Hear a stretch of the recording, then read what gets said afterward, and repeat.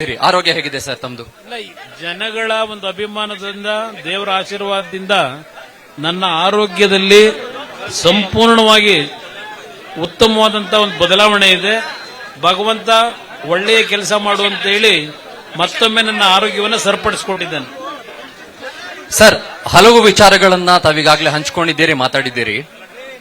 ಒಂದು ವಿಷಯ ನಾನು ನಿಮ್ಗೆ ಹೇಳಬೇಕು. ನೀವು ಯಾವಾಗ್ಲೂ ಕೂಡ ಜನರ ಹತ್ರನೇ ಇರೋದ್ರಿಂದ, ಯಾಕೆಂದ್ರೆ ಜನರ ಬಳಿಗೆ ಹೋದವ್ರು ನೀವು, ಗ್ರಾಮ ವಾಸ್ತವ್ಯ ಮಾಡಿದವ್ರು ನೀವು, ಜನತಾ ದರ್ಶನ ಮಾಡಿದವ್ರು ನೀವು. ಯಾರಿಗಾದ್ರೂ ಕಷ್ಟ ಅಂತಂದಾಗ ಆ ಕಷ್ಟಕ್ಕೆ ಸ್ಪಂದಿಸಿದವರು ನೀವು. ಹಾಗಾಗಿ ಆ ಜನರ ಆಶೀರ್ವಾದವೇ ನಿಮ್ಮನ್ನ ಕಾಪಾಡ್ತಾ ಇದೆ ಅಂತ, ಮತ್ತು ನಿಮ್ಮ ಹೃದಯವನ್ನ ಗಟ್ಟಿಯಾಗಿಟ್ಟಿದೆ ಅಂತ ನಿಮ್ಗನ್ಸುತ್ತಾ? ಅದರಲ್ಲಿ ಯಾವುದೇ ಅನುಮಾನ ಇಲ್ಲ. ನನ್ನ ಒಂದು ಹೋರಾಟ ರಾಜಕೀಯದಲ್ಲಿ ಒಂದು ಜವಾಬ್ದಾರಿಗಳು ಬಂದಾಗ ನನ್ನ ಹೋರಾಟಕ್ಕೆ ಮಾನಸಿಕವಾಗಿ, ನೈತಿಕವಾಗಿ ಶಕ್ತಿಯನ್ನು ತುಂಬಿರತಕ್ಕಂಥವರೇ ಈ ರಾಜ್ಯದ ನನ್ನ ಲಕ್ಷಾಂತರ ಕಾರ್ಯಕರ್ತರುಗಳು ಮತ್ತು ನನ್ನ ಮೇಲೆ ವಿಶ್ವಾಸ ಇಟ್ಟಂತ ನಾಡಿನ ಜನತೆ. ಸರ್, ಈ ಬಿಡದಿ ವಿಚಾರಕ್ಕೆ ಬಂದಾಗ ಬಹಳ ನೇರವಾದಂತ ಪ್ರಶ್ನೆ ಕೇಳ್ತೀನಿ, ಸಮಯದ ಅಭಾವ ಇರೋದ್ರಿಂದ. ನೀವು ಅವಾಗಲೇ ಹೇಳಿದ್ರೆ ನಿಮ್ಮನ್ನ ಅಪರಾಧಿ ಸ್ಥಾನದಲ್ಲಿ ನಿಲ್ಲಿಸಿದ್ದಾರೆ ಅಂತ. ಅದೇ ಮಾತನ್ನ ಮತ್ತೆ ಮತ್ತೆ ಪದೇ ಪದೇ ಹೇಳ್ಕೊಂಡು ಬರ್ತಾನೆ ಇದ್ದಾರೆ.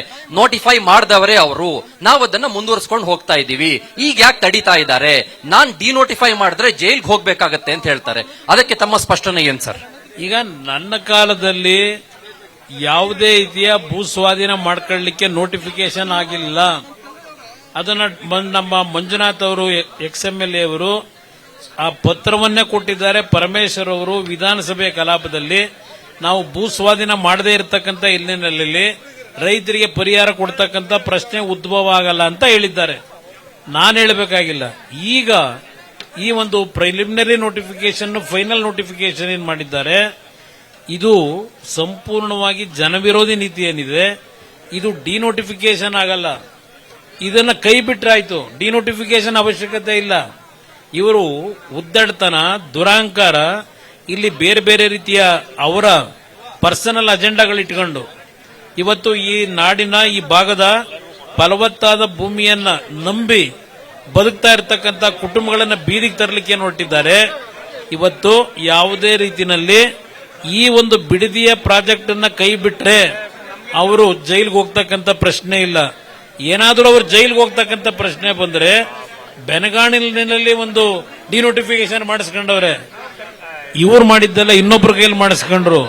ಬೆನಗಾನಹಳ್ಳಿ ಕೇಸಲ್ಲಿ ಬೇಕಾದ್ರೆ ಹೋಗಬಹುದು, ಬಿಡದಿ ಜನರಿಂದ ಅವ್ರಿಗೆ ಯಾವ ತೊಂದರೆ, ಯಾವ ಜೈಲ್ಗೆ ಹೋಗ್ತಕ್ಕಂಥ ಪ್ರಶ್ನೆ ಬರಲ್ಲ.